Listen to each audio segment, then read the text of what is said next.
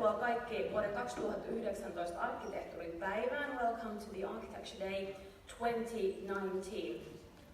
My name is Hanna. I'm director at Archinfon Finland, and I'll be hosting this first part of today. And for those of you who haven't attended the Architecture Day before, this is an annual celebration on Alvarado's birthday. It's always held on the 3rd of February, so that is today.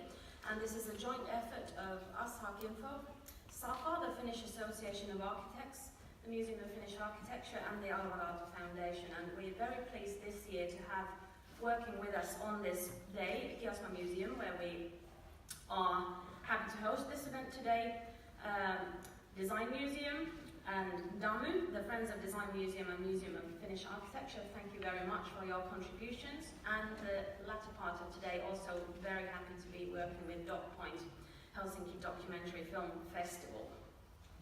Today we will be focusing on new museums and also legacies and archives in those museums. And of course, now we thought that this is the perfect moment to do so. We are about a month from now, we'll be hearing again about the next stages of the very exciting development of setting up a new architecture and design museum here in Helsinki. So that concept development is well underway, and today we'll be chipping into that discussion and taking learnings from some cases elsewhere than in Finland, recent cases of new museums, what's happening elsewhere. So in the first part of today, which will be held in English, as you've probably noticed by now, we'll have guests from Scotland and Estonia. And there is a really, really great example that we can take lots of learnings from. The new V&A Dundeen Museum, designed by renowned Japanese architect Ken Okuma, that opened to the public just a few months ago in September 2018. This building resulted from an international architecture competition in 2010 and has already in its first months received a lot of praise from both users and the wider community and media alike. Recently, the Wallpaper Best Public Building of 2018 award. So I'm extremely happy to have Philip Long, Director of V&A Dundee here, as our guest to hear about first-hand experiences of how that process has gone and what kind of learnings we might take from it here in Finland. After that, we'll hear about very, very recent things happening in Estonia. We have the Museum of Architecture Director Triin Ojari with us, and joining the discussion will be Reetta Heiskanen and Jukka Savolainen here, respectively, from the Architecture and Design Museums. So this will be the first part of today. After that, there will be obviously birthday coffee and cake. And after the break at about 4:30, we will continue with a film screening that dwells into one of the aspects of museum work, and that being issues of archives. This is the film titled The Proposal, tells a story about the legacy of Mexican architect Louis Barragan.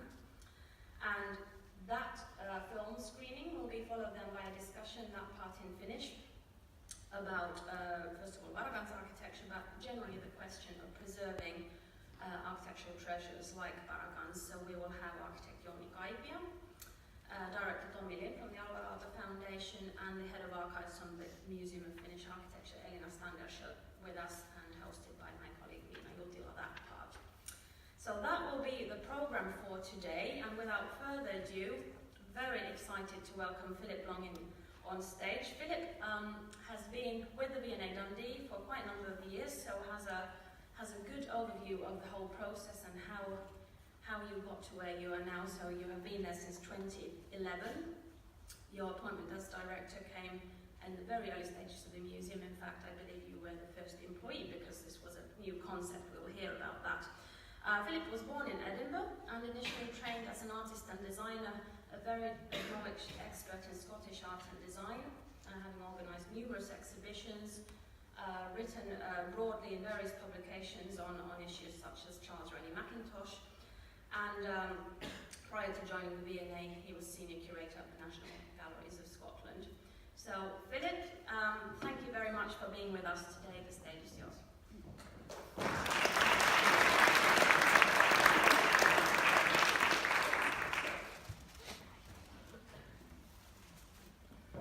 Hanna, thank you for that very warm welcome. There you are, to the spotlights in my eyes. And ladies and gentlemen, thank you very much for coming. I'd like to begin by saying two things.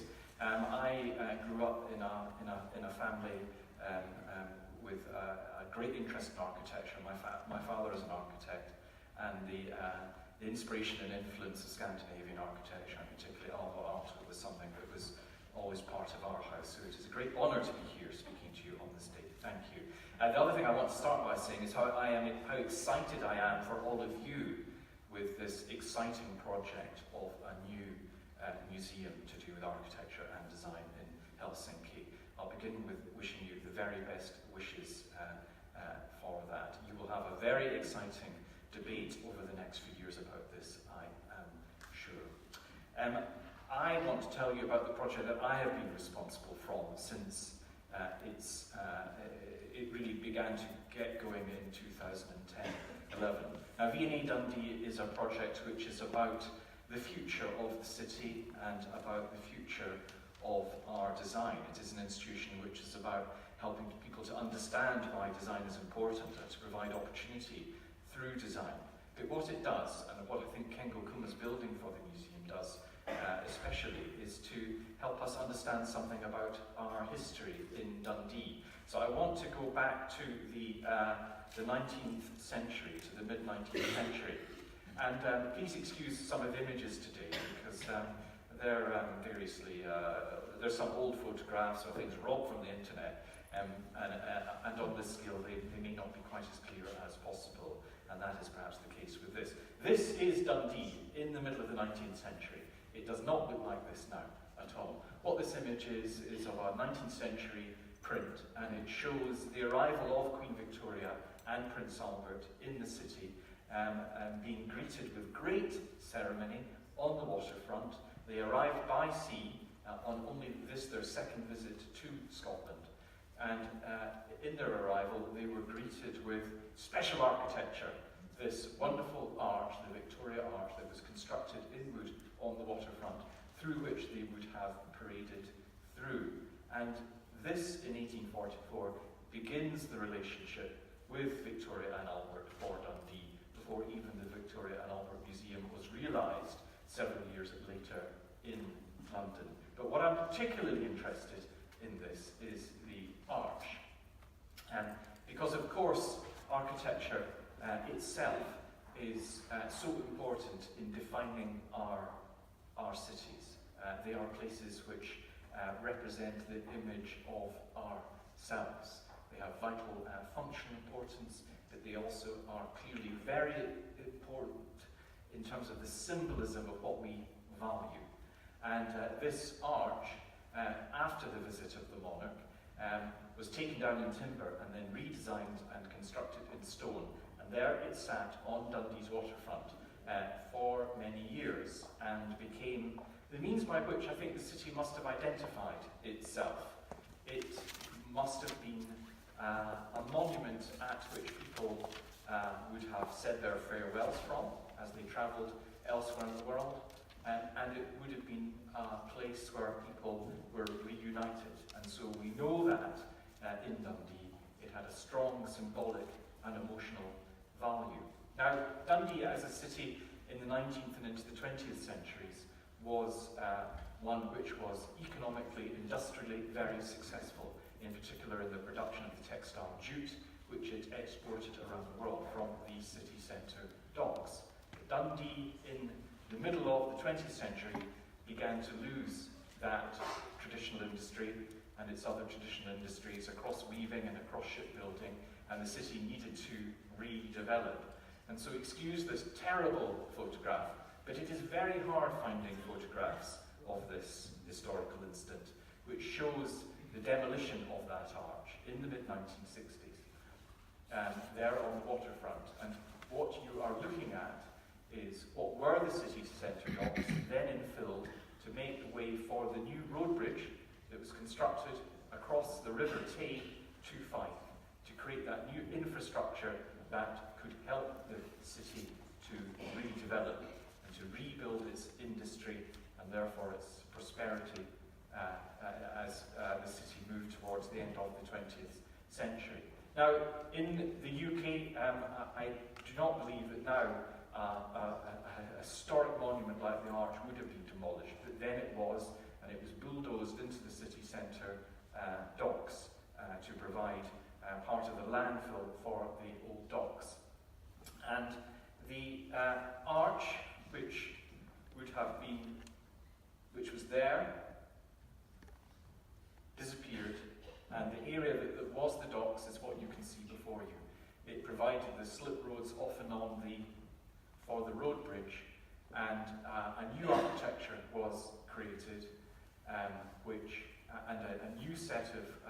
a new road network, which effectively meant that the city cut itself off from its waterfront. Like many cities around the world, it turned its back on its waterfront, and with that, the city from the 1960s until around about 2000 has suffered many difficult circumstances, the loss of much industry, and as a consequence, the loss of employment, and therefore all of the very difficult social circumstances that come about through that.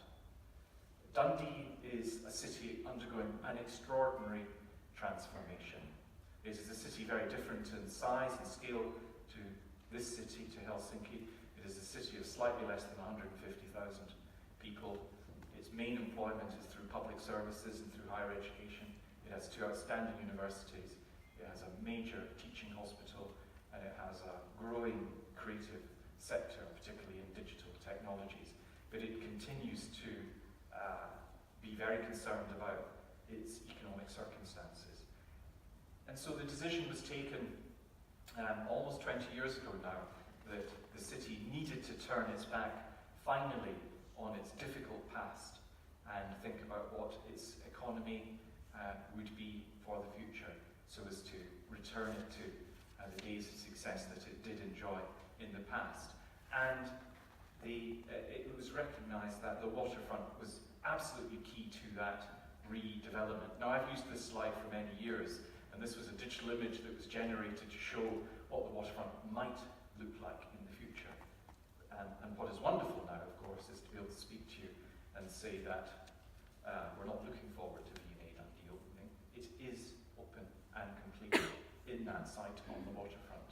These other buildings, they are not there. These are developments, but this new public space is now in place and is being enjoyed by the citizens.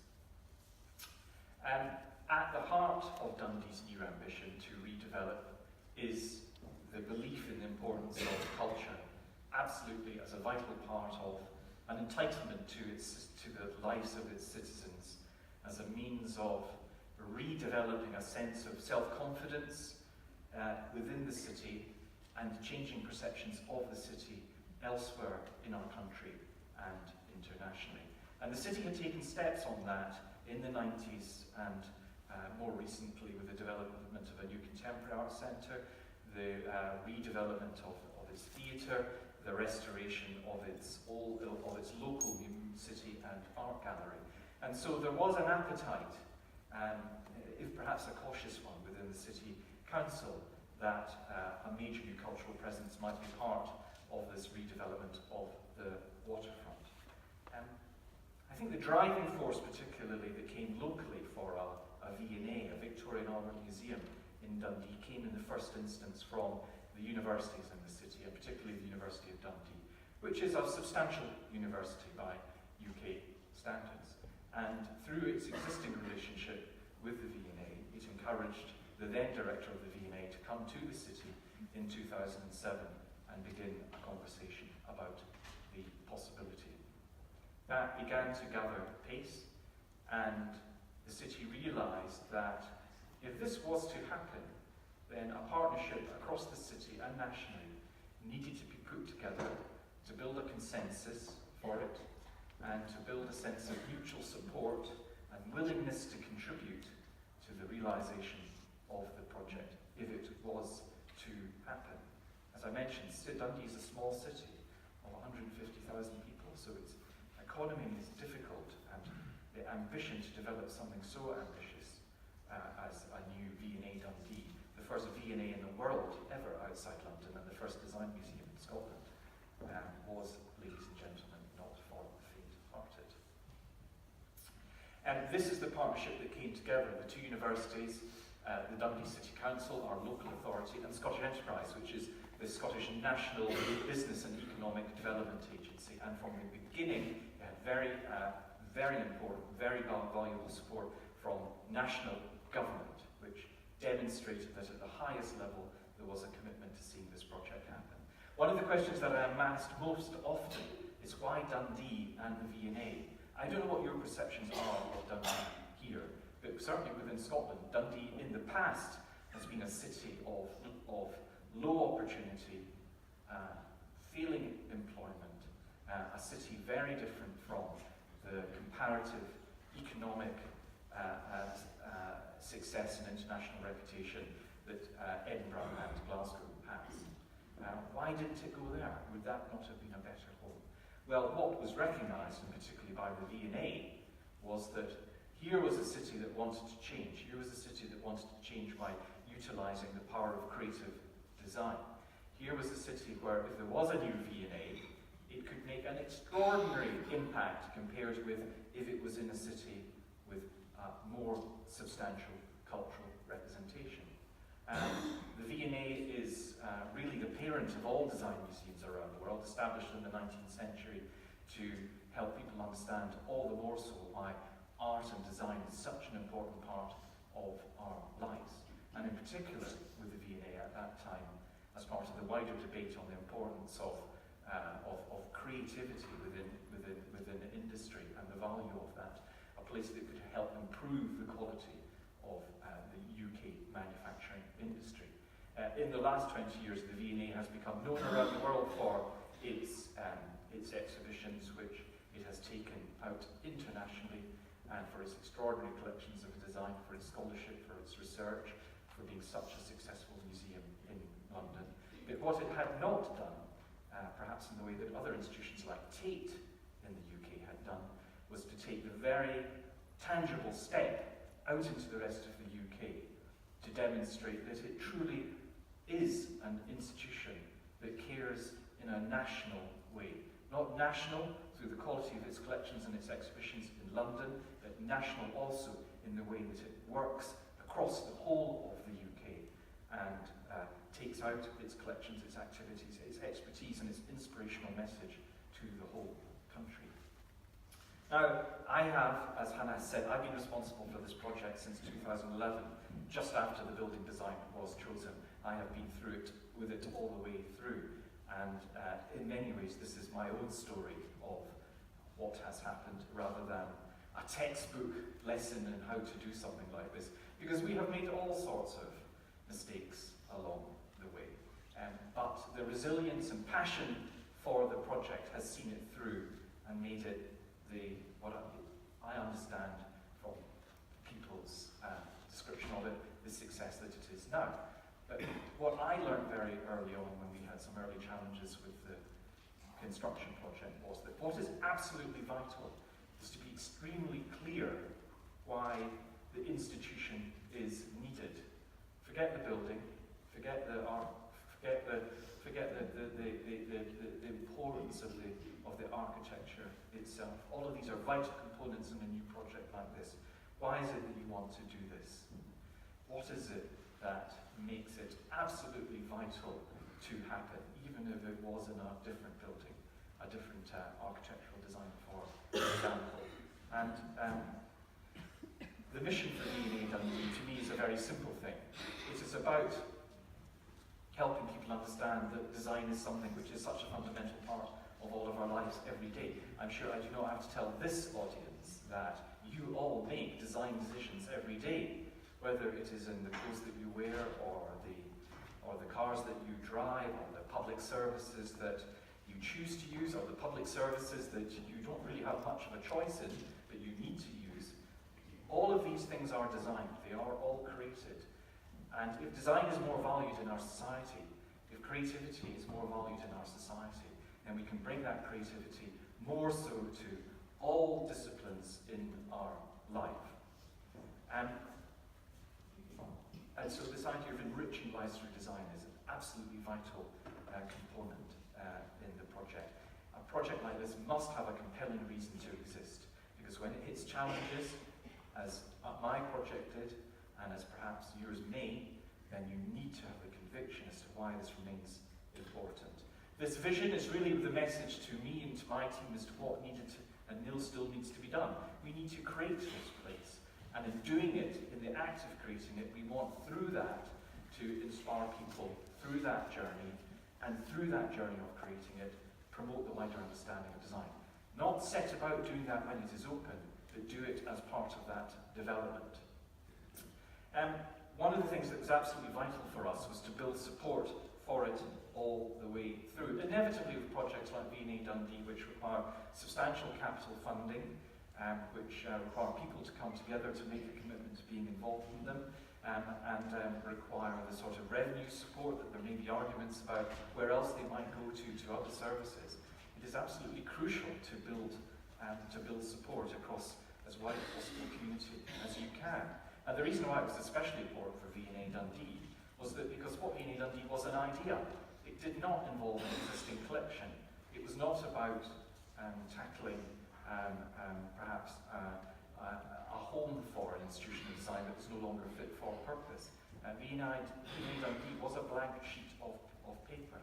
And so if you don't have anything to say, we must change this, then it was absolutely vital to look at how we build a sense of the importance of the project in other ways. And so we set about doing that through talking to people about the project, but not just talking, but also receiving, transmitting and receiving, if you like, rather than just transmitting. And very early on, we took the decision to employ an education team, a learning team. And they, from the beginning of the project, began to develop learning projects that we took out into Dundee, across the region, and across the whole of the country.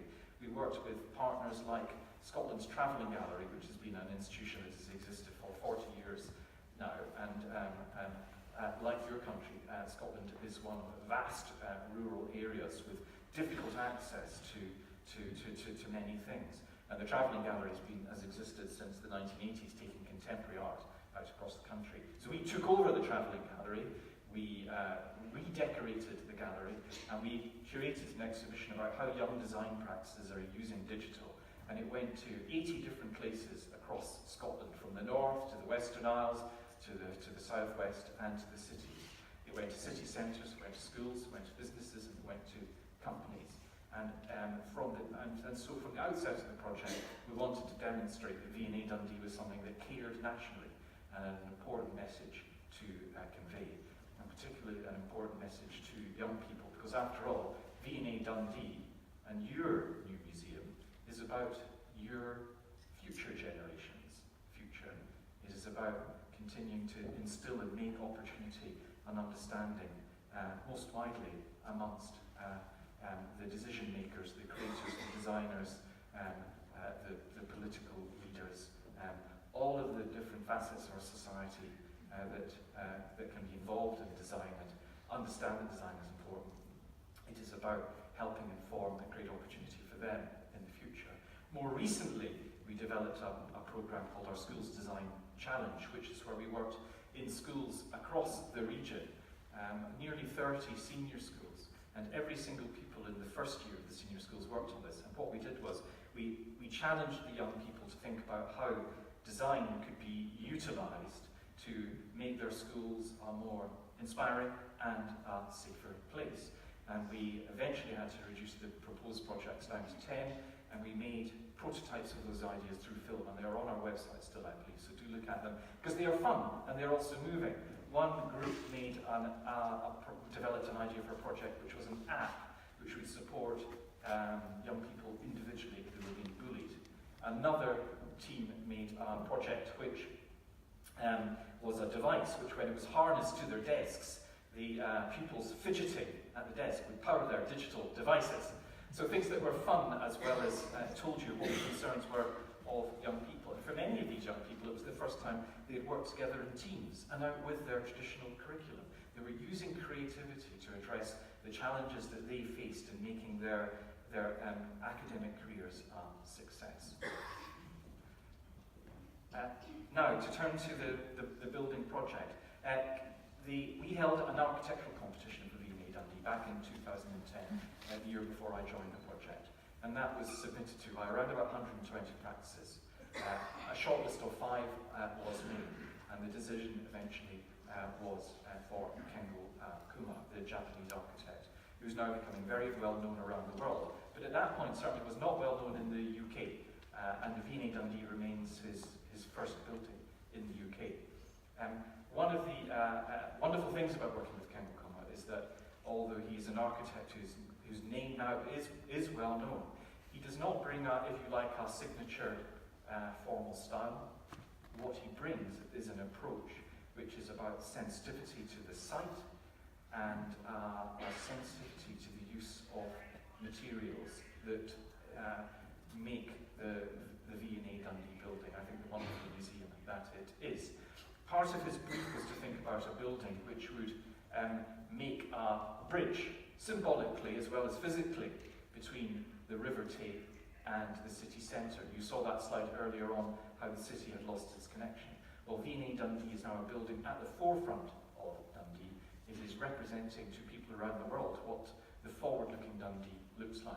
And Kengo Kuma thought, well, what is it that happens in Scotland where the sea meets the land? And often it is the case that it is met with very rugged cliffs, which gave some of the formal inspiration for the structure of the museum.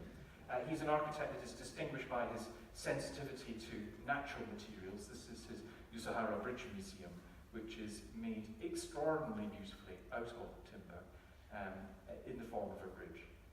And it is, after all, a museum about bridge building.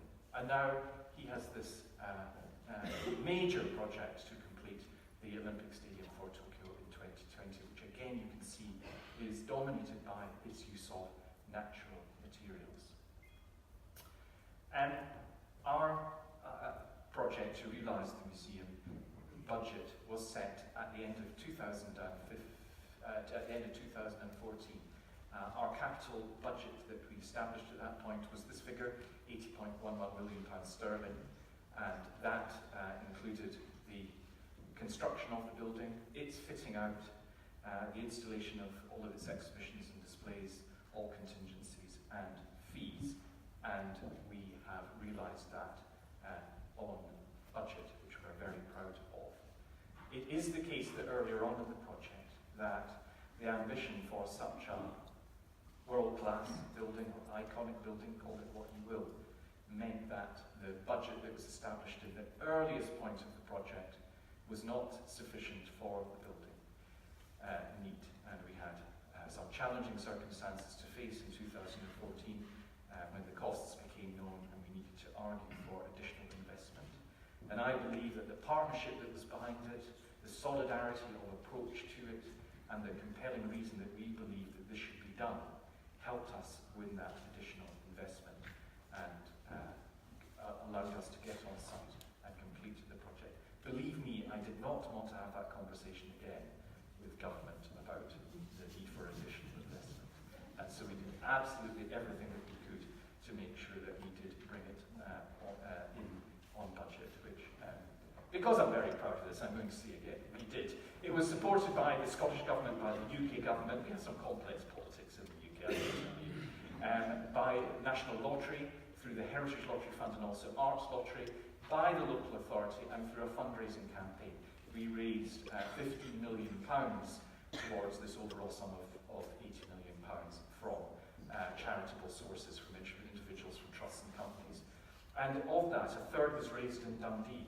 Now, Dundee is not a wealthy place, but it is, I think, a demonstration of the local commitment and conviction that this should happen, that we were able to raise so much money there. And I believe that that would not have happened if we had not gone out there and demonstrated early on through our learning projects and other work of what a difference this would make to the citizens of Dundee. To talk a little bit about the construction, one of the great challenges in the building is that it stretches out into the river itself. So here you can see the cofferdam that needed to be constructed out into the river, and the part of the building reaching out into the river. That gave us all sorts of environmental sensitivities that we needed to consider. For example, there is a protected seal colony in the river, and building work is not allowed in the river during their pupping season. We had to begin work. We had to complete work on this part by the 1st of June. Now, no matter how often you tell seals that they're not to begin breeding by the 1st of June, they just don't get that message. So we had to make sure that we were complete well beforehand on this, and we were able to. And so on the building went. V&A Dundee as a piece of architecture is an extraordinary form. It leans, it twists, it provided great challenges for the design team and the contractors to complete. But in many ways it's very traditional. It is a cast concrete shell within which is quite a conventional sort of building type. But to cast that shell took great dexterity and a lot of digital know-how. So what you see here, particularly for all of you architects that may be in the audience, this is the internal reinforcement and the concrete being poured, and this is the formwork that allowed the building to be gradually built up in all of these individual jigsaw components. None of these pieces across the building were the same, and so for a substantial part of the construction of the external shell, this was the appearance from the outside. It was completely cocooned and nobody could see what it looked like, and that gave us an idea about how we would take it forward from there, because there is nothing like people not being able to see what it is inside to create even more interest and excitement in what it might finally be. And so once we were in the building, we let very few people in and we wouldn't allow any photography of it, because what it did was create a even greater sense of anticipation for its opening. During its construction in the hall, this gives you a sense of the dramatic interiors, particularly in the hall where the building height rises up through the full height of the building from the ground to the ceiling. And as we reached external construction completion in 2017, the external cladding that gave it this rugged cliff-like form began to be added until it was completed at the beginning of last year. The only building in the city that does project out into the river. Inside it has quite a different feel from this rugged stone appearance externally. Inside it has this domestic, more human quality, not necessarily because of its scale, because of the difference in treatment of materials, the use of oak panels to continue the external qualities of the building, but to give it quite a different sense within. And inside throughout it is lined with natural materials, oak panels on these leaning walls, and then a natural limestone floor in the hall with a very high fossil content that explains the white marks. And inside, quite a complex image which shows you the layout, giving all the sorts of functions that visitors will expect from a new institution such as this. All of the sorts of public spaces that people will want to use, and all the sorts of public spaces that you need to make it function more widely as a living room for the city. This is something that Ken Okuma talked to us about, and we've taken too far. V&A Dundee wants to be a living room for the city.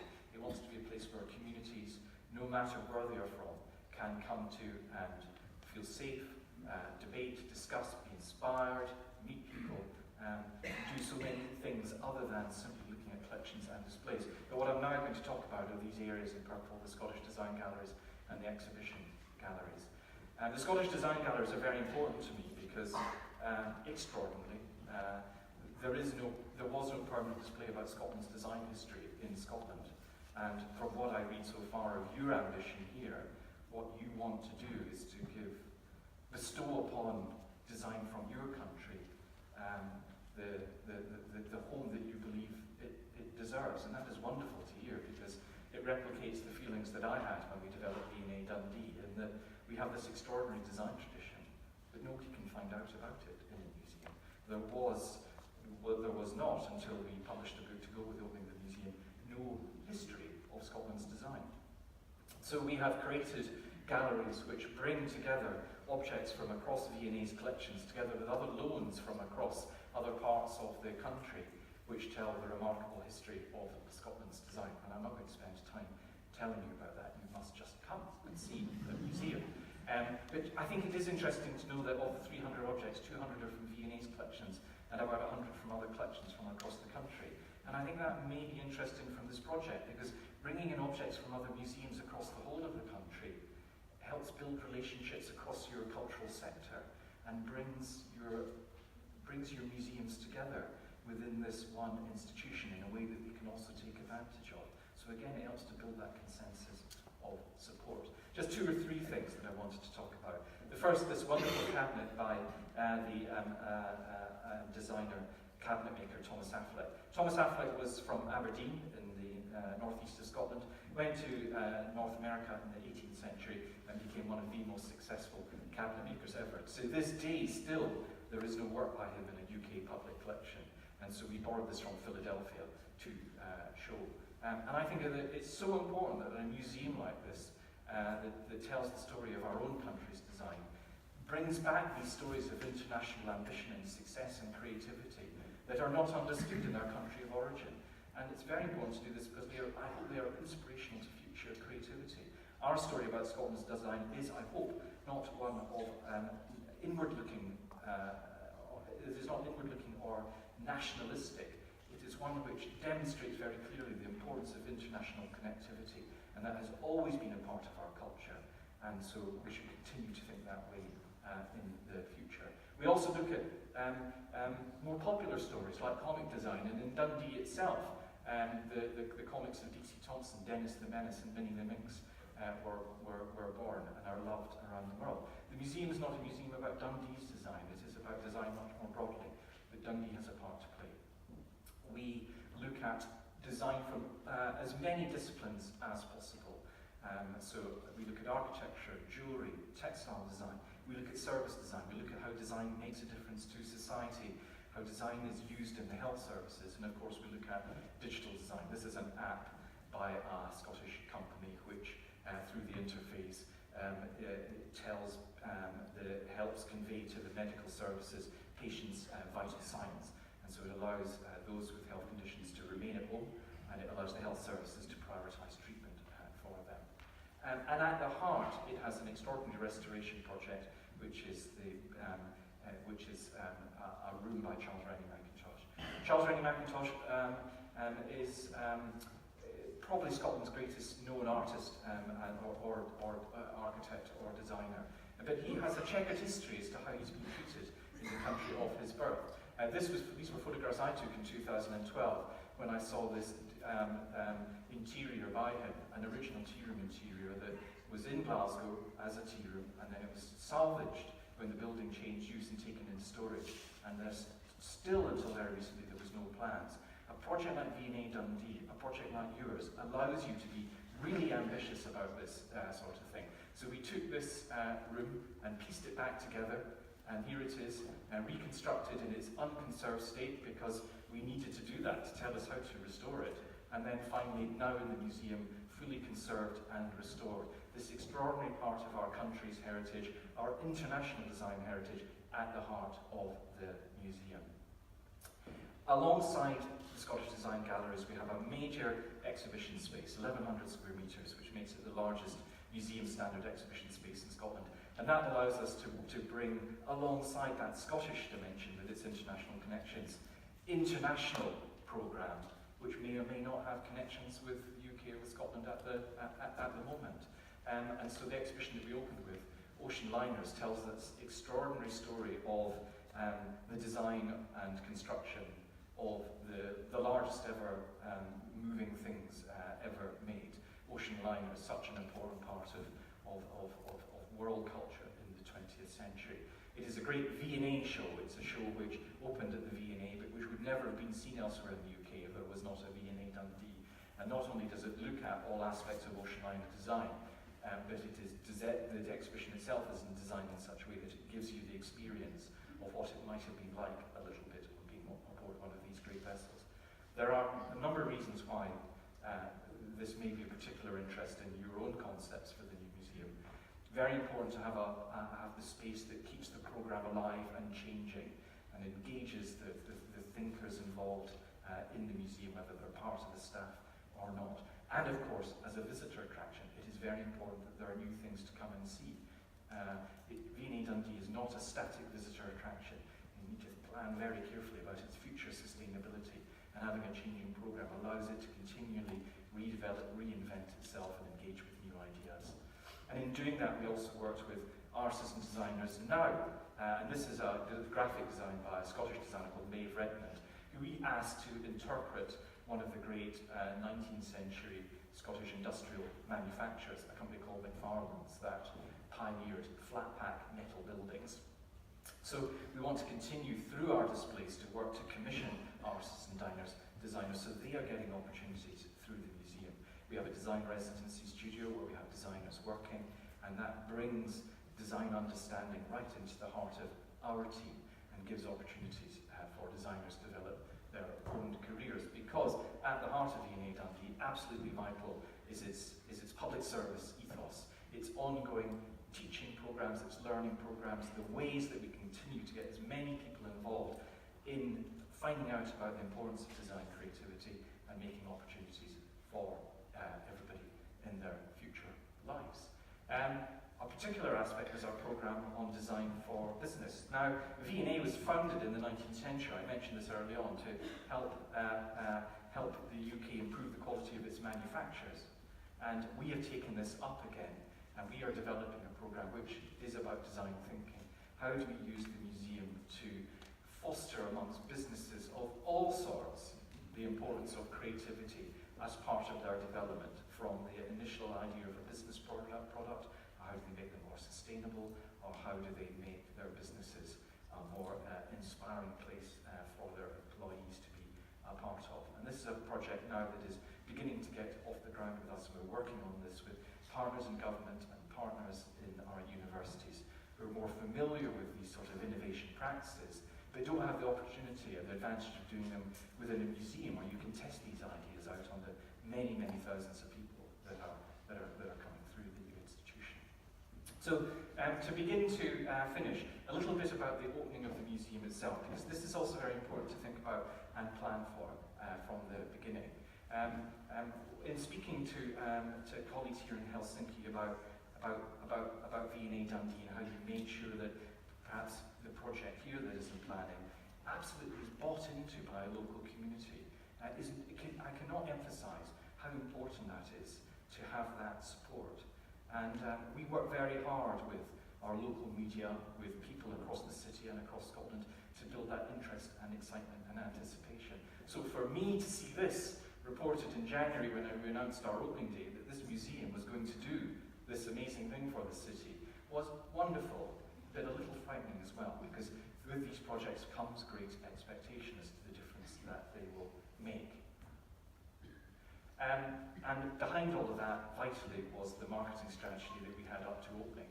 We wanted to make sure that V&A Dundee was positioned as this absolutely must-see new institution, a visitor attraction, a place that is vital about design, and a new venue that all sorts of exciting things could happen in it. And we wanted to have the highest impact launch. You get one moment to launch a new thing like this, and boy, you want to capitalise upon that. You want the eyes of the world on you at that point, because you will never get that moment again. We had to build our audience from scratch. We did not exist at all before. The architecture and the design institutions here have audiences, and you have an advantage. You have a very substantial culture here of people utilising cultural facilities. We needed to think about that from scratch. We had to do a lot of work in building audiences. From the beginning, you need to talk about what there is going to be beyond the opening point, so people are excited about it, not just at the point of opening, but long into the future, so that you can see the potential of it. An architecture and design museum has a big job to do, and with a country with such a rich heritage in architecture and design, everybody will want it to do different things. So you need to be thinking about how is it going to tackle all of these requirements and expectations from it, and be talking about that from the earliest. And we needed to work with partners across the country to help target audiences. So V&A Dundee has been used at a government level as the poster image for an international campaign to encourage tourism and business development in the city. Here you see our First Minister of Scotland launching this campaign to an audience in China last year. And at the same time, it has also been used by UK government in its campaign about demonstrating that Great Britain is a place to be involved in, to invest in, to come to for so many reasons. Not just, of course, its extraordinary history, but also its creative future, a vital component of the country's future industry and entrepreneurship. And the moment of opening, this is just to finish up with, because this is fun for me to talk about. When we spoke to audiences in Dundee, they did not want an exclusive opening. They wanted an opening that everybody was involved, so we swallowed and we managed to raise some more money, and we developed a festival that involved music and artists and designers coming together in a public festival. It celebrated this extraordinary new thing for the city. So we had artists, choreographers, designers, and great musicians like Primal Scream, the rock band, involved with that. Terrible slide, but this was done on my phone at the opening. We worked with 500 young people, and they developed a dance piece, a mass participation dance piece that happened at the opening that meant everybody could say, I was involved in the opening of V&A Dundee. I wasn't just a spectator, I was part of it.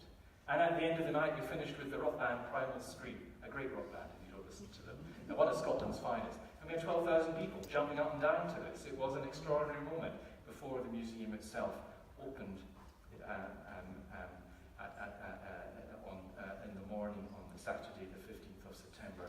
We worked with media, and the opening was broadcast across BBC channels, again to help create that extraordinary surge of interest in the museum. And this is my very shaky and rather emotional photograph of the very first people waiting to get in on Saturday morning. I do think it's charming that the soft toys have come too. So, we have now been open for 4 months, and I did this slide a week or two ago. Our estimate for our first full year was $500,000. In our first 4.5 months, the figure there is 370, but this weekend we will reach 400,000 people. Now, in a city of 150,000, you can imagine the sort of impact that that makes.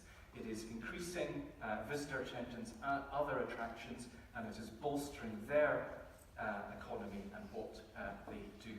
It is increasing take-up through our transport infrastructure, and it is increasing interest in business investment in the city.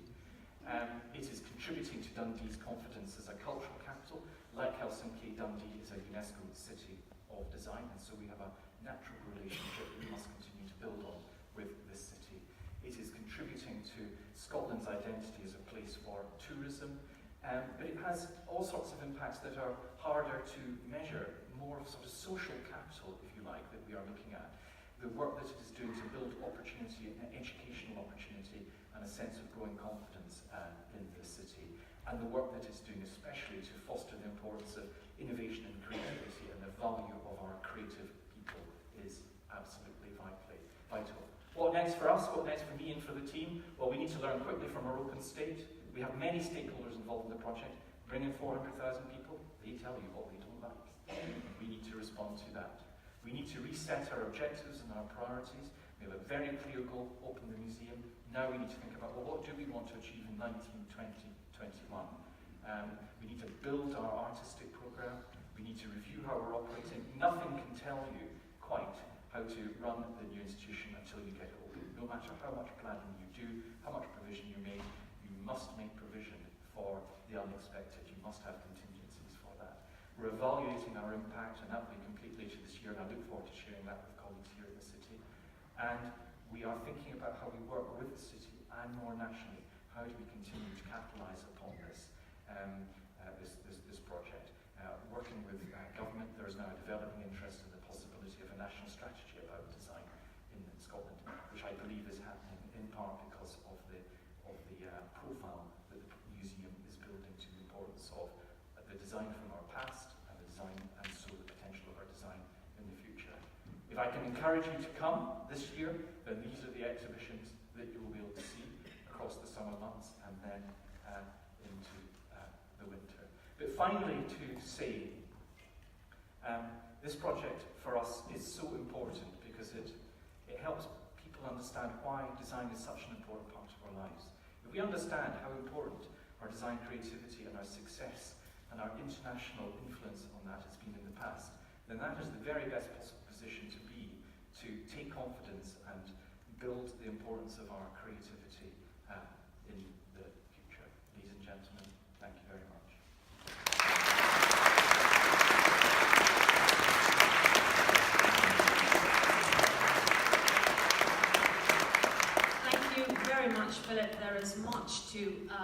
much to digest there, and the first ones I'll invite up here to digest and give some comments are Reetta Heiskanen from the Museum of Finnish Architecture and Jukka Savolainen from the Design Museum, who both are, as we speak, really intensely with their teams working on what might be the Architecture and Design Museum here in Helsinki and in Finland in the future. So please join us for discussion. I've been scribbling down loads and loads of notes and lots of aspects that I took from that. Reetta and Jukka, what are your first impressions from what you heard from Dundee, how that resonates with what's going on here in Finland? Well, first of all, I would like to thank you, Philip, and congratulate you, because it seems that you have been quite successful on many levels in this project already. Many of the topics in your presentation also resonate with the work that we are currently doing in Helsinki with colleagues from Design Museum and other colleagues on the field of architecture and design. We have defined that in order for the future museum in Helsinki to become successful, we have to work on 3 levels that you were also touching upon. First of all, making a new museum is a city planning project in a way that it has to have a great impact in the city, not only on the waterfront or structure of the city, but also as a place-making project for the citizens. But then secondly, we are also nationally working museum or a future museum like you are in Scotland and with V&A also in Britain. I was delighted to see that design bus on the wheels and the way that you were also building the project throughout Scotland, a scattered highland, a little bit like ours in Finland, also beforehand. And in this discussion I would like to also hear more about your functions that are national-wide, not only based in Dundee. Because we have come to realize that our museum it has to have like national importance. Helsinki already is a great capital. It has been the world design capital in Europe, and it has many cultural institutions. But the new one has to take a strong presence, not only in Helsinki, but also throughout Finland. And then the third level, of course, is the international level. So what we are aiming at with the great heritage of our johtaja and great designers, we would like to become one of the leading museums, not only in Finland, but hopefully in Scandinavia and Europe. So this is like the third level that I would like to continue in this discussion, that how can a small country like this take a place, like a leading position in Europe? Thank you for that. Is that, yes, that's working. Yes. So what you've talked about there is the importance of the local, the national, and international, which is all part of V&A Dundee's project. And I think it's right to prioritise them in that order. Because I think if you get the local right and you do it with a conviction and a quality, which is that it is of international in its quality, then it will work more widely as well. I often get asked the question, this is all very well, V&A Dundee on the waterfront, all this money coming in, what is it doing for the poorer parts of the city? And what our answer to that is that, well, we have a structure which helps us address and talk about that, because we work very closely with local government, and so we understand wider city issues. We work closely with the enterprise agencies that are looking at business development. One of the members of my staff, who is part of the education department, is seconded in from one of the local schools. So we get that first-hand understanding of some of the challenges in the local school system, and then they will leave and go back out to the school system. It's very, very important to be mindful as to what the contribution is to the wider community. What are you doing to help address the wider societal problems that are in a city like Dundee? We can do that through creating particularly learning opportunities for people. Before we opened, we went out across all communities and talked to, especially to young people, about what opportunities there might be in a career in creativity that they might have no sense about whatsoever. But it is also the case that an institution like V&A Dundee cannot fix the city's problems. And in creating the expectation around the museum, I think you have to be very careful also to manage expectation and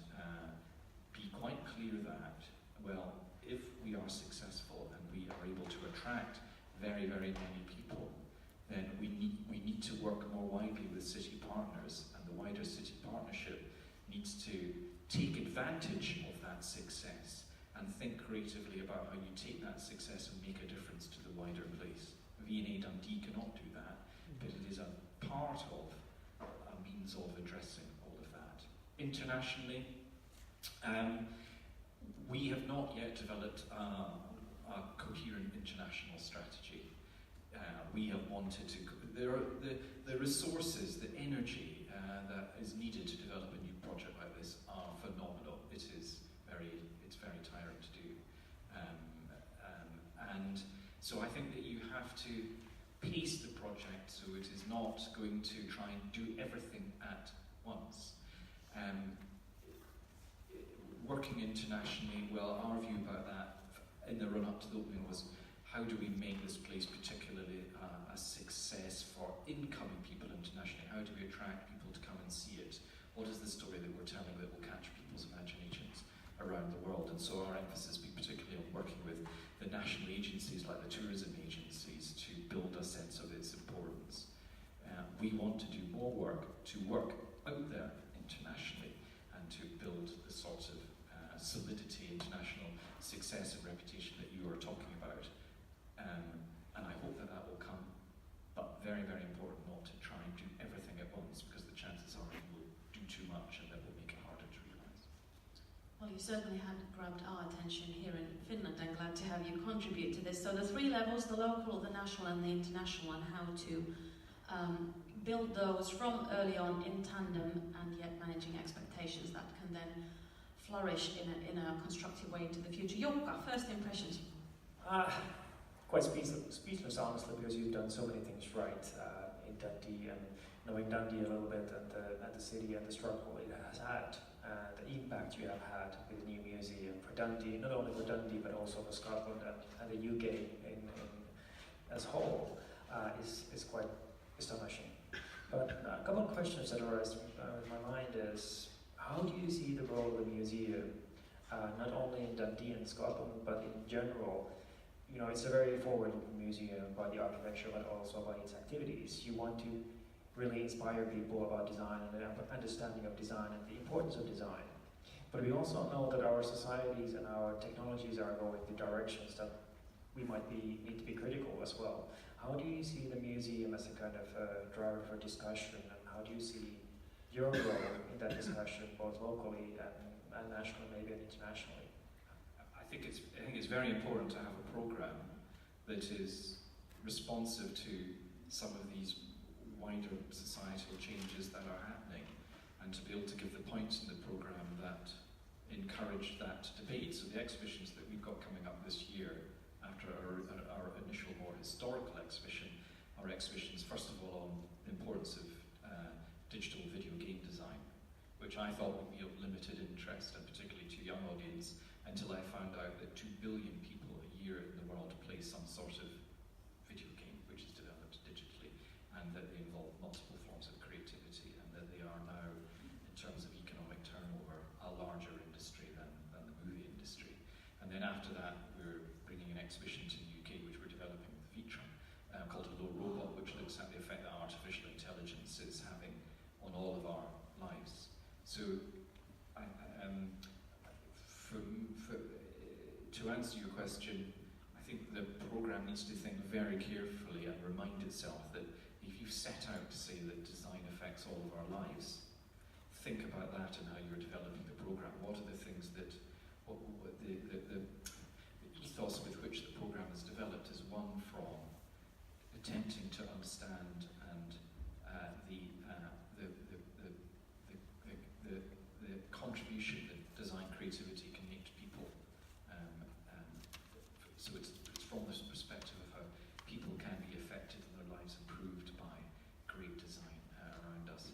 I think if you keep at your heart a sense that the programme must be able to do that, then you create the energy around you that lots of other people will get involved and take that up and have the wider debate around that. You create that energy, and then the people that come into the project, and particularly the younger members of our team, are absolutely passionate about that.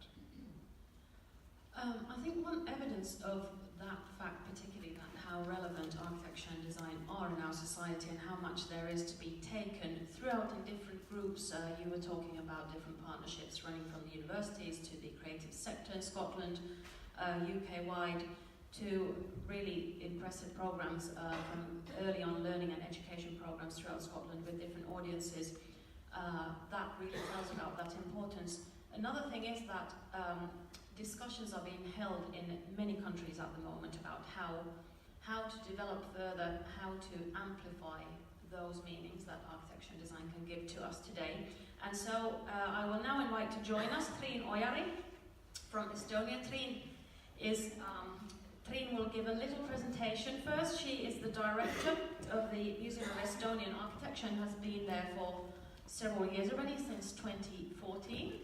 And before that, she was the editor-in-chief of the Estonian Architectural Review, Maja. In her own research, she has been looking into a number of issues from modern architecture, housing, urban planning of the Soviet period, contemporary architecture, architectural criticism, and so forth. So has a really good understanding of what's going on in Estonia in those areas. Triin will tell a little bit about what's happening across the water from here, and namely also the very recent, from literally a couple of weeks ago, decision to merge the Museum of Architecture and Design in Estonia.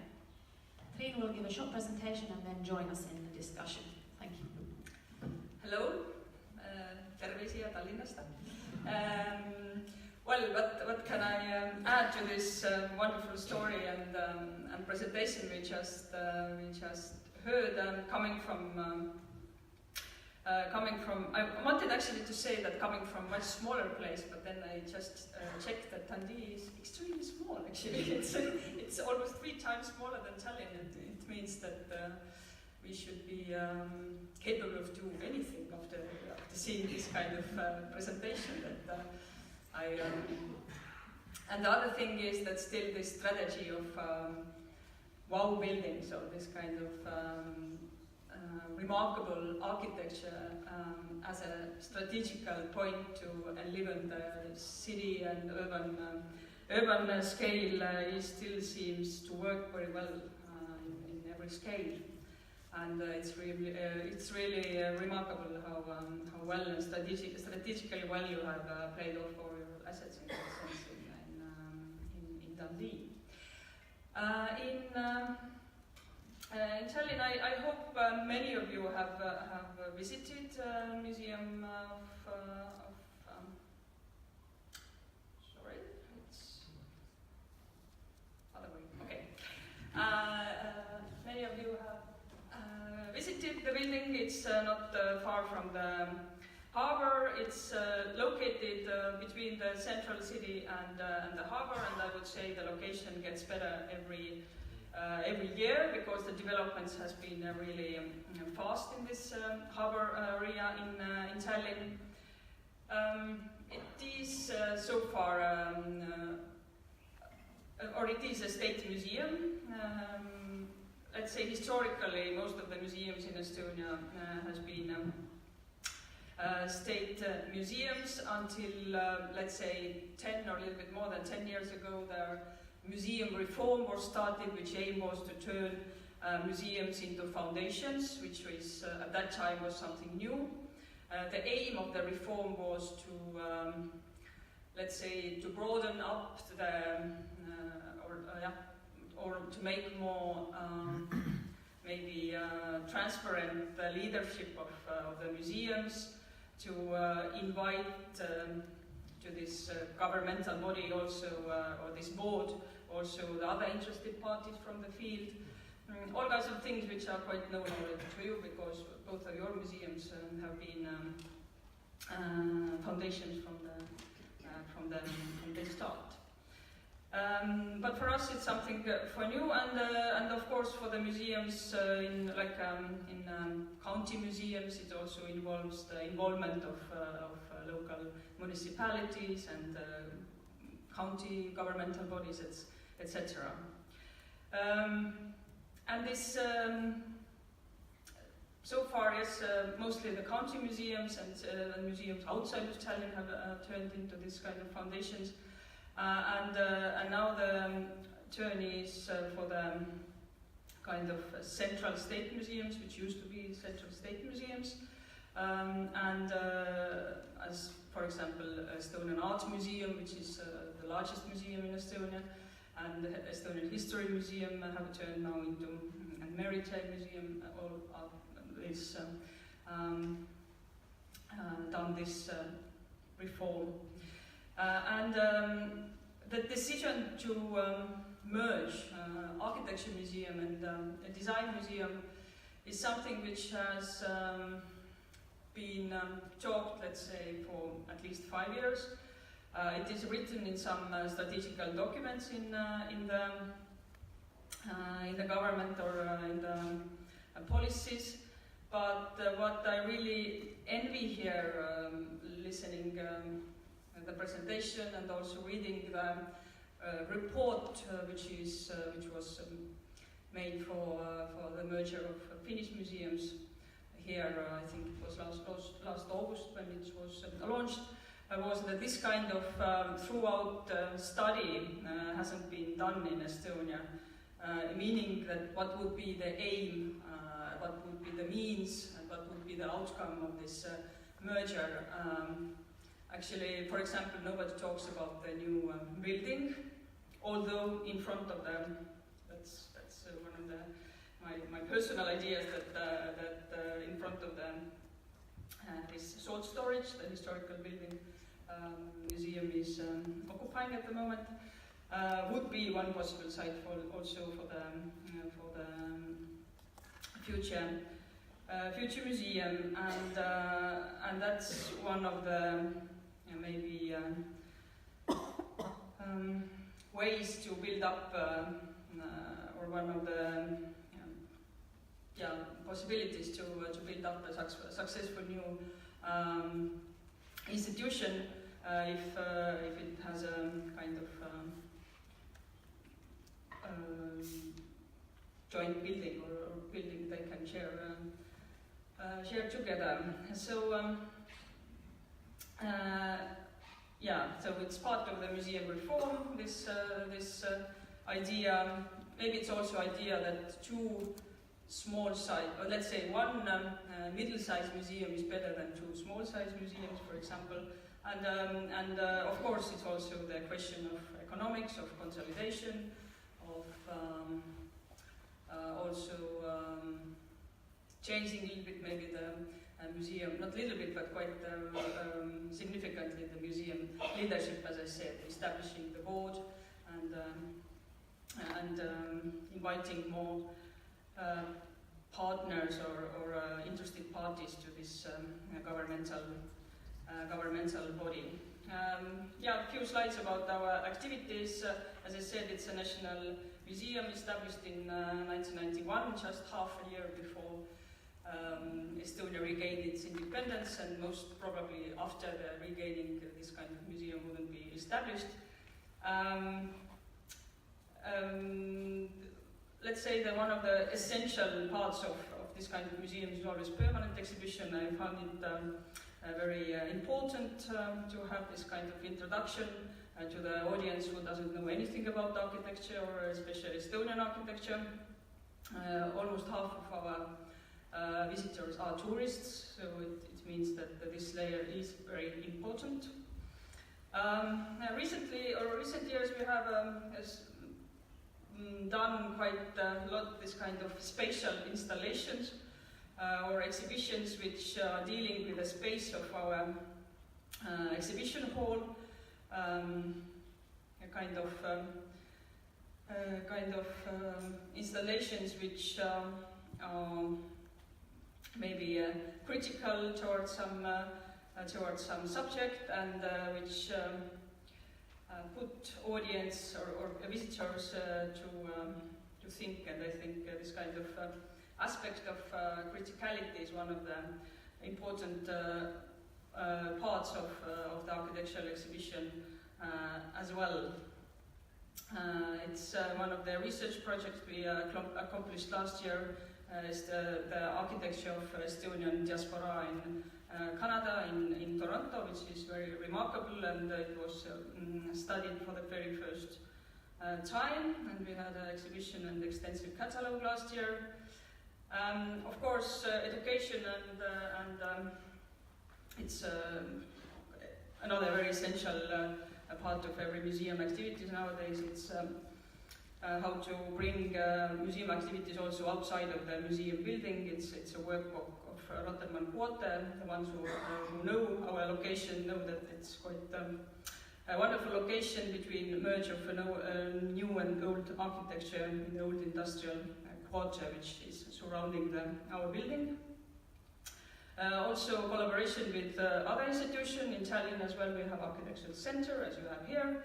They're one of the main programs is Tallinn Architectural Biennale, also taking place this autumn. You are all welcome. And the one 2 years ago erected also kind of installation in front of our building, and they're also having a main exhibition in our main exhibition hall. So we are very much collaborating in that level too. And just to show you the two exhibitions we have running currently, architect you all know very well, Erik Blugman.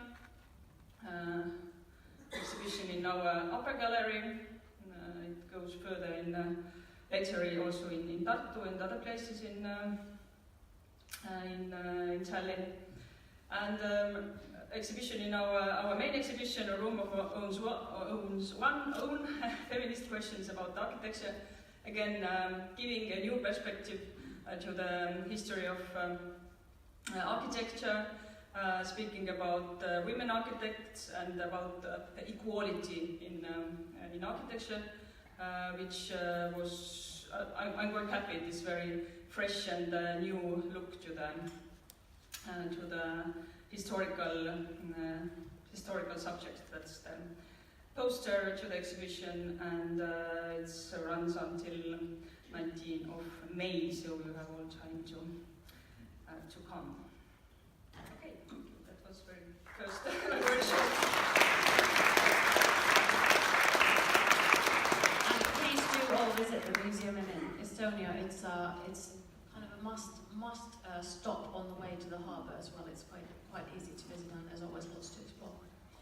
Brilliant. I'd like to start with the idea which Philip touched upon, and where clearly very impressive results have been done in Dundee, namely that journey from the point where this project has come about and existed in the world to the point which is now the point that the museum is there. It has a team, it has an organisation, it has a building, it clearly has an audience, it has a programme, it's there. And that journey, those years, are really the journey that we are facing here now. So, and obviously in Tallinn, the speed of this process is going to be slightly different, and the structure of how that might be done. But if you could, Philip, elaborate a little bit more on that idea of outreach, how that building, co-creating, you used, I think, the words transmitting and receiving at the same time, how that process was kept running during the simultaneous, all the fundraising that was going on, developing the actual building drawings further and so forth. Of course.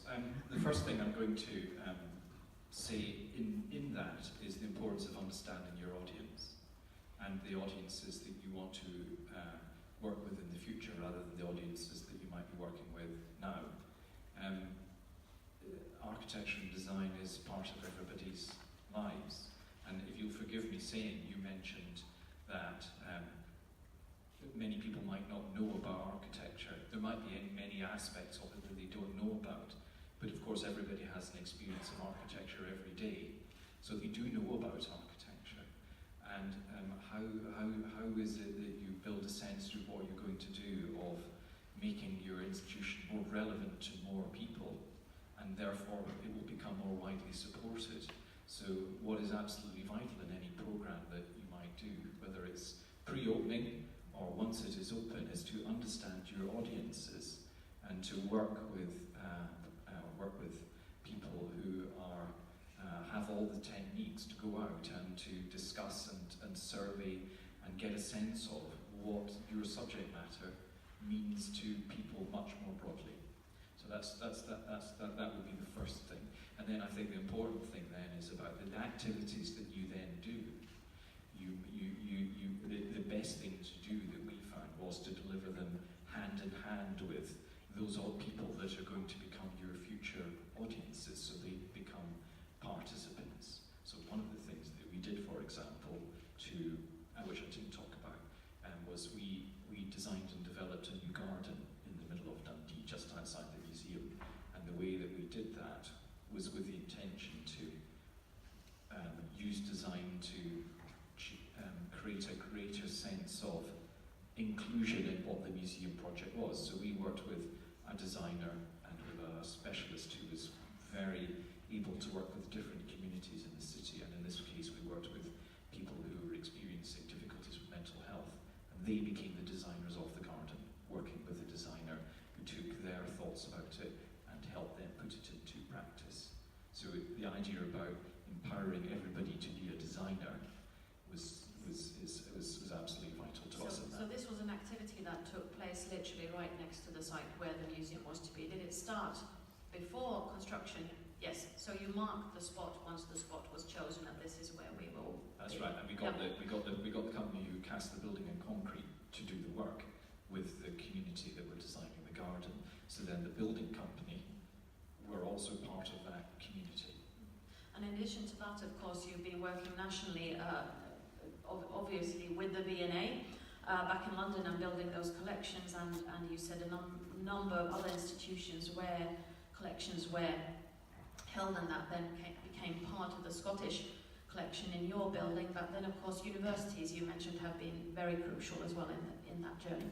Yes. So on the point of the collections, I emphasise the importance of, one of the things that you both have is that you are going to need to think through what it is going to mean for your organisations coming together, and the very fact that you are both sitting here together, it clearly demonstrates the enthusiasm and the will that there is for that. But building a sense of support from across the cultural organisations, whether they're here in this city or in Tallinn or more widely in your countries, is absolutely vital, because if you don't have the support of your own group of sister cultural organisations, then it's much, much harder to do. And one of the ways that we did that was through the opportunity of borrowing works from other people. So we worked with a collection in Paisley, which is to the west of Glasgow, where Paisley fabric became such an important part of their production in the 19th century. We borrowed things from them, but we not only borrowed them, but we restored them for them as well, and more than we needed, so that gave a benefit to that project as well. We are working with universities. We have 2 universities that are founding partners, and there is much that could be said about that, but I will just briefly say that I do think it's really good looking at academic partnerships with the development of projects like these, because in my experience, universities are places with far more substantial resources than museums and galleries, and with a very high ability in doing all of the research activity that is quite hard to do within a museum and the day-to-day business of running that.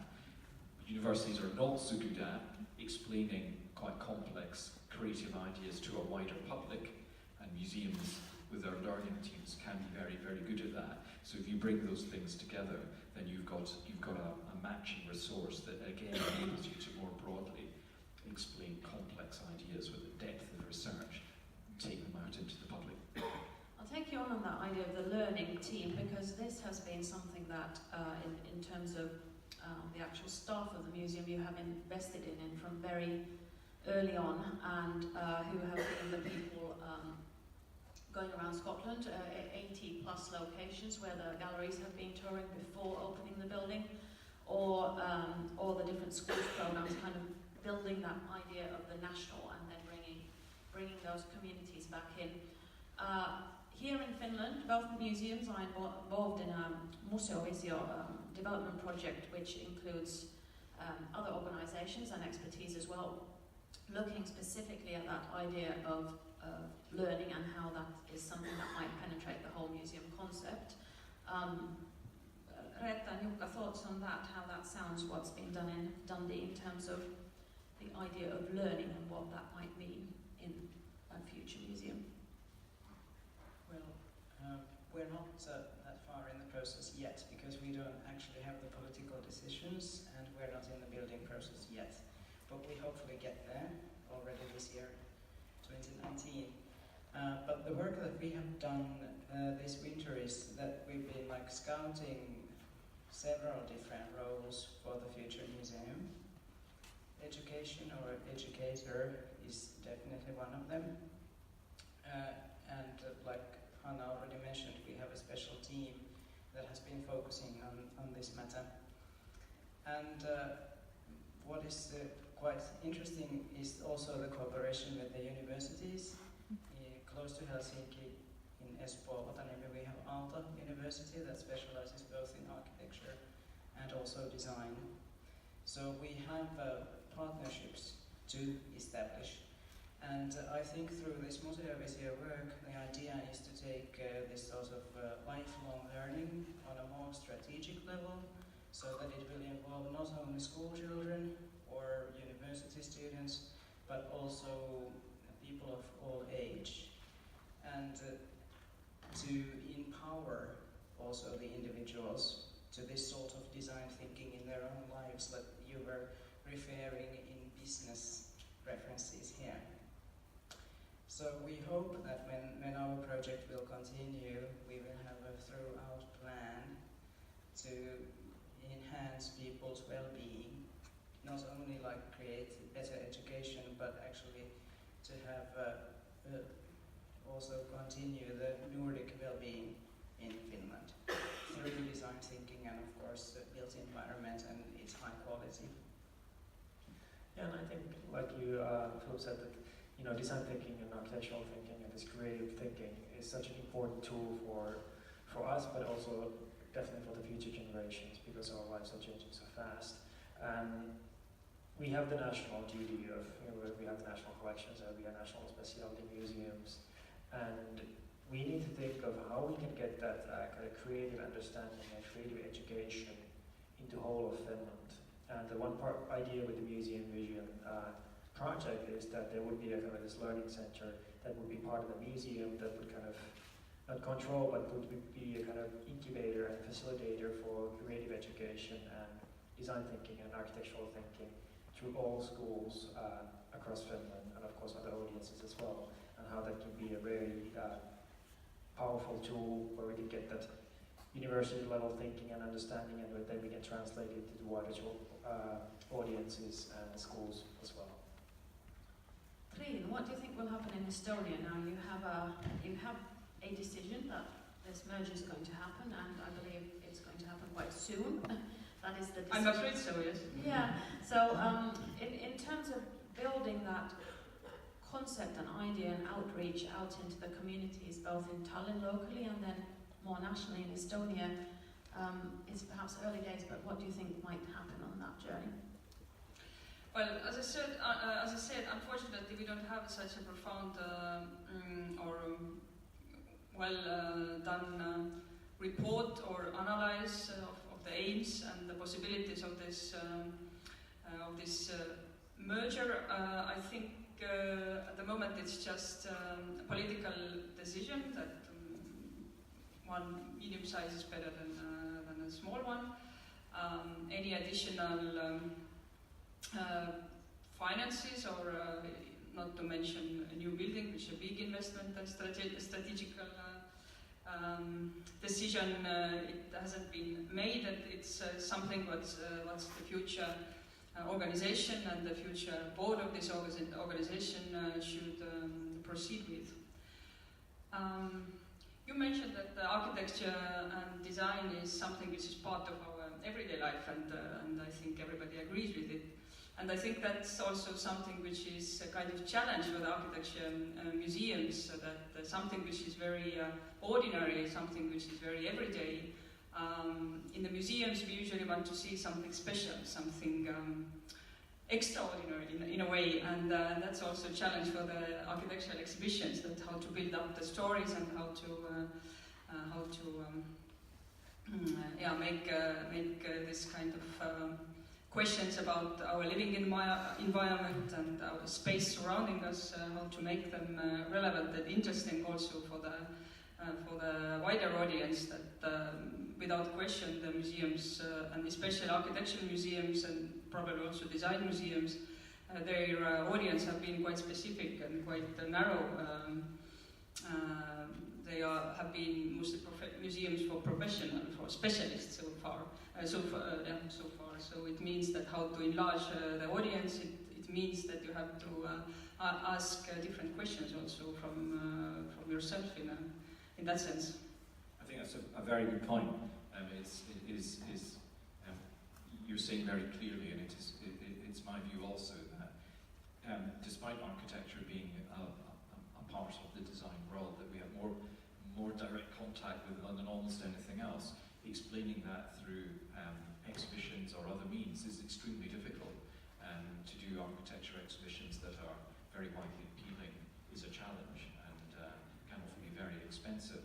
So I think the idea of looking at architecture as a vital part, but of a wider institution which is to do with design is a really positive step.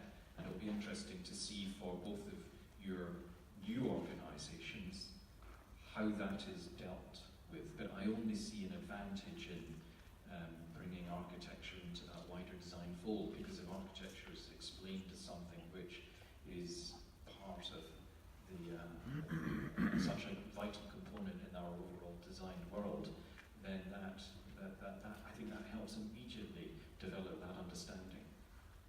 You mentioned, taking on from that what you have at now in Dundee is developing those future programs and then getting in the feedback, of course, of what's going on now.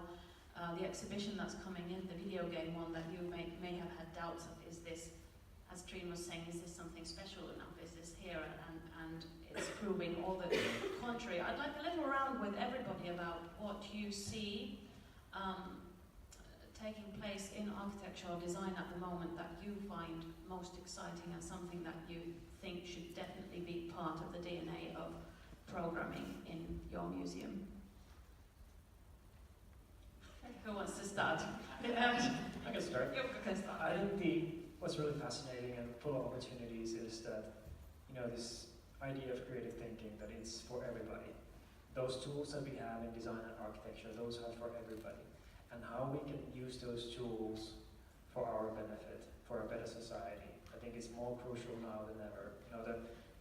Like Philip said, the V&A was the mother of all design museums, and the idea was that it was to educate people in the industries about creativity and its possibilities. And I think we're at the same kind of turning point that we were with industrialization, now with digitalization and automation, urbanization. And I think we have huge opportunities, but there's also very big dangers that we go directions that we, as users and individuals, don't want to. And I think we really need to discuss those big changes that are happening in our society and how we can interpret kind of positive views and positive future outcomes to audiences is critical. Reetta, do you want to go next?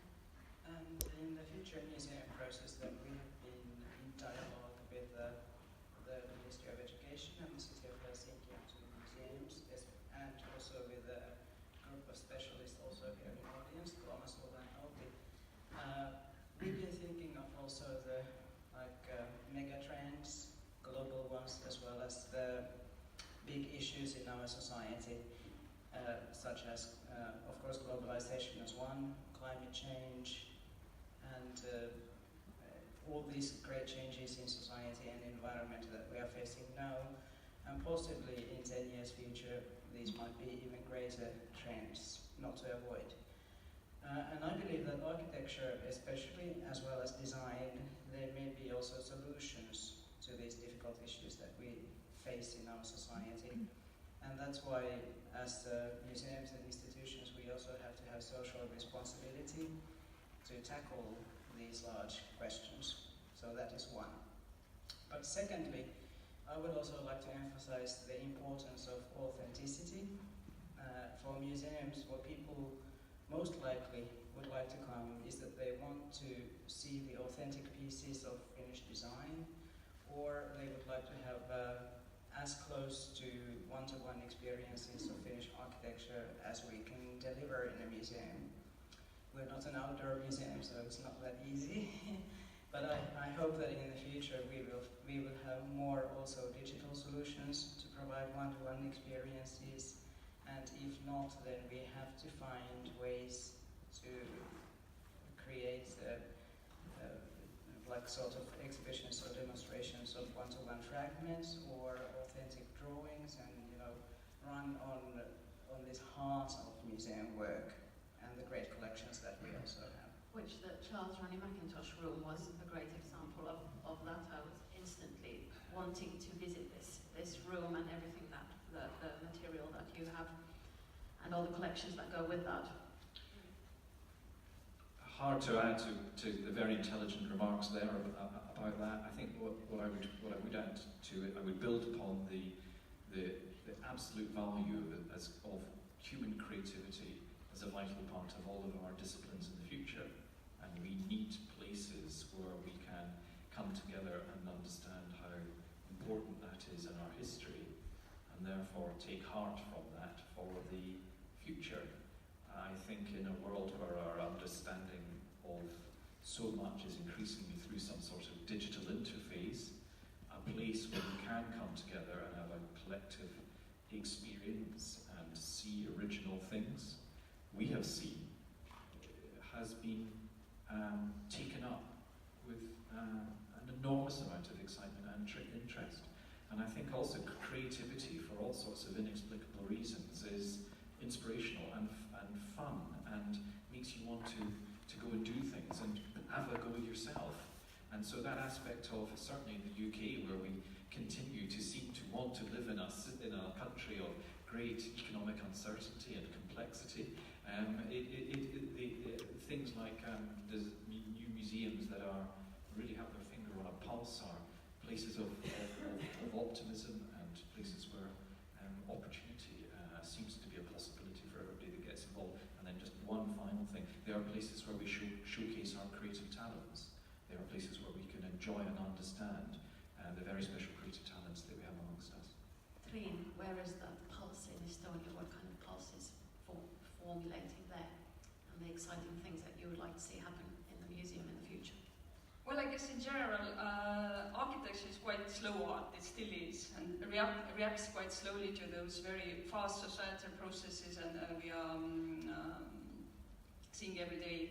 And I think this reaction and this relation to how architecture relates and reacts and forms the new spaces for the new digital society is quite interesting to follow.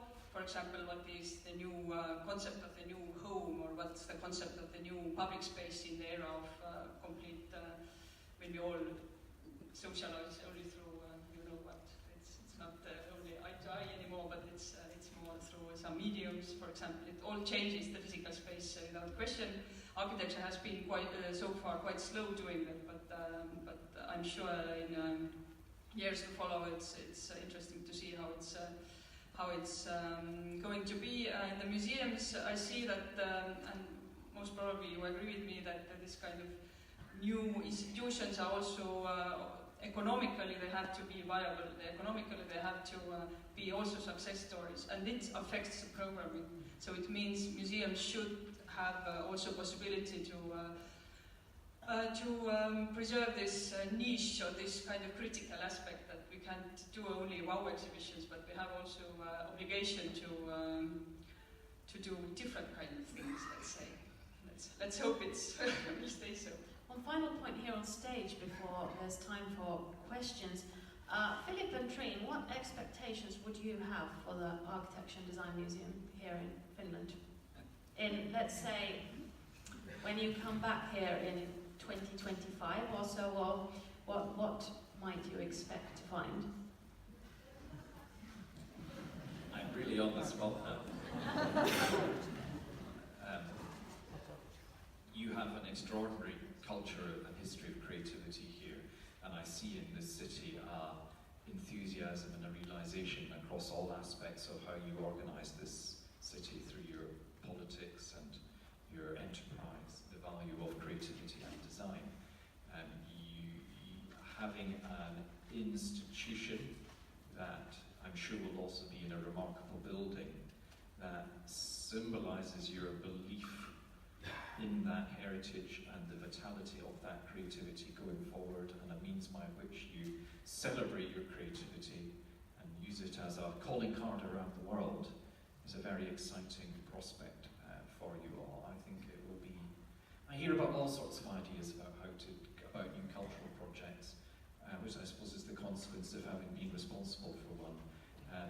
Everything I hear about this one, it has all the ingredients that will mean it will be a great cultural project. You have all the fundamental ingredients in place, so I'm expecting great things. Good. Well, of course, since it's only 80 kilometers which separates us, I see positive competition in that sense. That I'm sure that there will be also tunnel sooner or later, so those two museums can only complement each other. So it's definitely an advantage to have two strong institutions on both sides of the map. Excellent. We will obviously continue over coffee and cake soon, but are there questions from our audience at this point? We have microphones somewhere going around. Yes? Over there.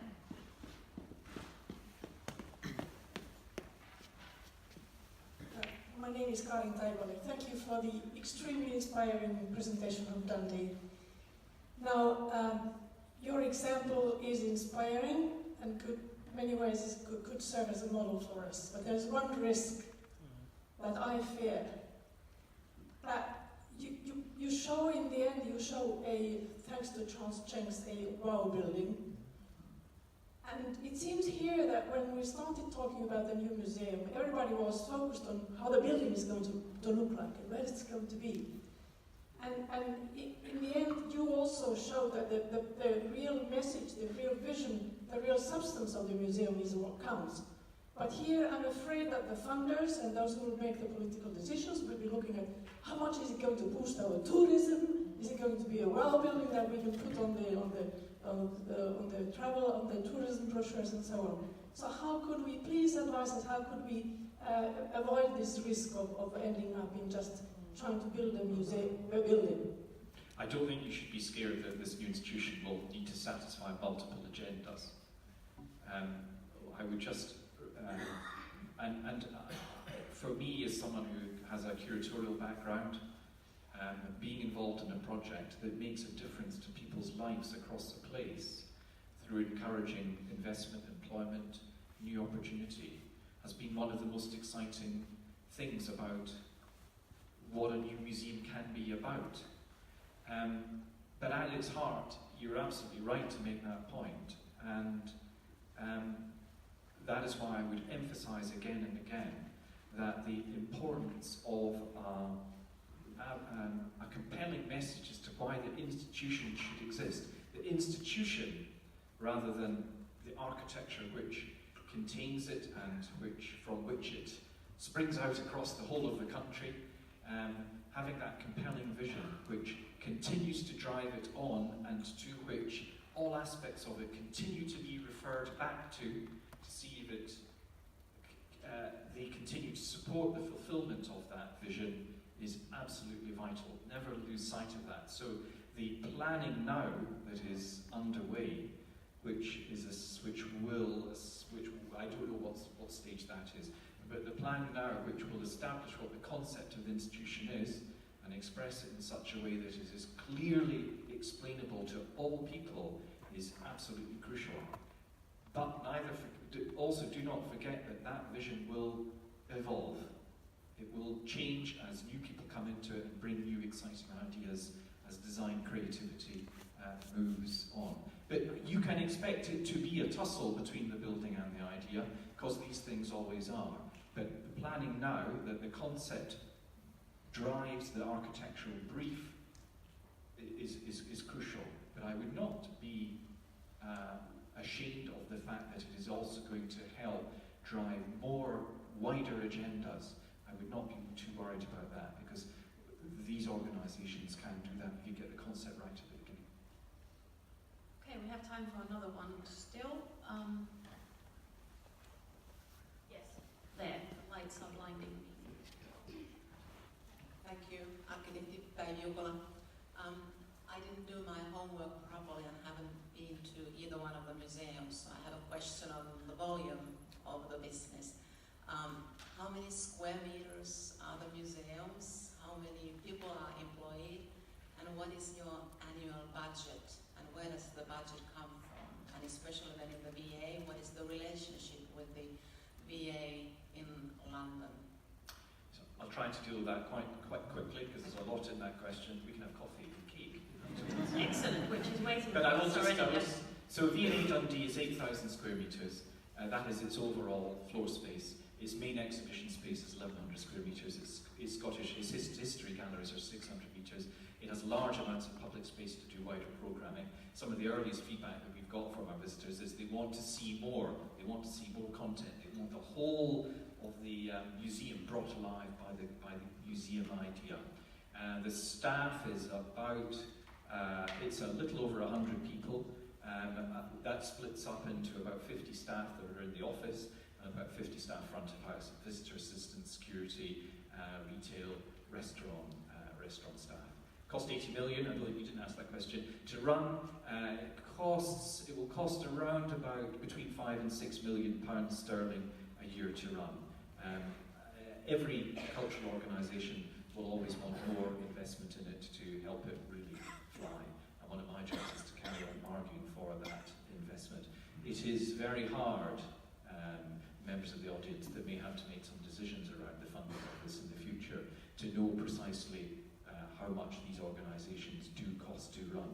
Business planning can help you with that greatly. What we have found is that there is so much excitement around V&A Dundee, and the expectation of it to contribute to so many different things helps us argue for continuing investment from across government departments. Because if you are dealing, interestingly, the minister that has a direct responsibility for V&A Dundee with the national government is the culture minister, but you could argue that it could also be the minister for the economy, the minister for education, museums, cultural institutions which are to do with design creativity, talk to multiple agendas. And that allows me to make arguments across government about levels of future support. Well, we have much smaller numbers, obviously. 3,000 square meters, around 2,000 is exhibition space, rest of it is archives, offices, etc. It's not very economical house. We have a staff of 12, but we work a lot with outsourced services. And the budget around €1 million, and half of it goes to the rental of the house. So it's not much left. Ladies and gentlemen, guests, I think this has been a really good injection and reflection from what is going on elsewhere in Europe and in nearby areas to give us tools, again, to take our journey forward here in the questions of why this museum is needed, what might the audiences in the future be, how they operate at local, national and international levels, and of course the building itself, how that building is something that serves what needs to be done and also at the same time responds to many different agendas and levels and not forgetting its actual existence of where it will be and how that happens. It will be in about a month's time from here that the next concept, the work from the concept development with the two museums and the project team will be made public again. In the meanwhile, everybody who isn't already signed up on the uusimuseo.fi, uusimuseo.fi website for international partners and friends as well, that will be the place where you can keep up to date about what's happening with this project. Now, during the break, we will have birthday cake and coffee for the birthday of Alvarado. Happy birthday. Is waiting out in the lobby, and during the break, kindly our partner for this event, Kiasma, has provided free entry to the exhibitions for everybody who has signed up for this event. You will find your name on the list at the Kiasma ticket counter, so during the break or after the second part, please talk Kiasma as well.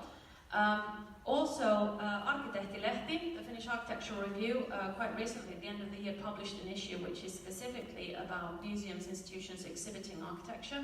There are copies available in the lobby to browse, and they have kindly made this particular issue, the whole issue can be consulted online as well, free, so please take a look at that and the other issues.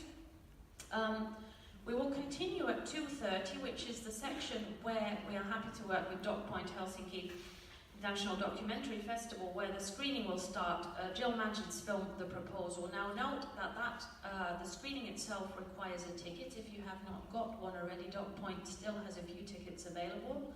They can be purchased in the lobby at DocPoint's ticket counter table. And after the film, at 4 o'clock, there will be a discussion about Baragan, his meaning, what that might be here, and a kind of general discussion about architects' legacies and those treasures, how and where they are valued, obviously an important part of museum work. So on that note, thank you very much, and coffee and cake it is.